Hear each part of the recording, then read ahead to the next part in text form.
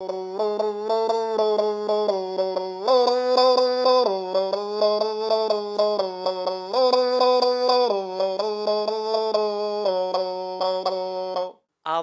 आवाज है या कोई जादू, सुनने वालों के कदम ही रुक जाएं, सांसें थम जाएं।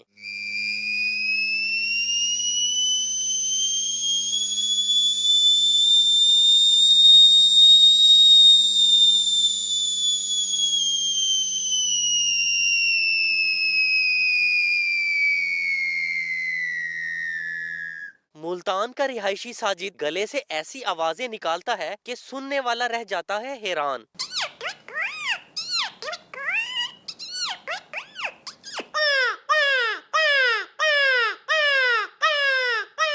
मुख्तलिफ आवाजों की सलाहियतों से मालामाल साजिद को अपनी आवाज से बहुत प्यार है। साजिद थिएटर ड्रामों और मकामी फिल्म में भी काम कर चुका है, इसीलिए तो नामवर अदाकार इरफान खोसट और जमील फखरी की पैरोडी भी करता है। कबलदारों का मजाक नहीं में पुराने मेहमान चिमान आए, खाने पीने का इम्तिजान कर हुए रहमता।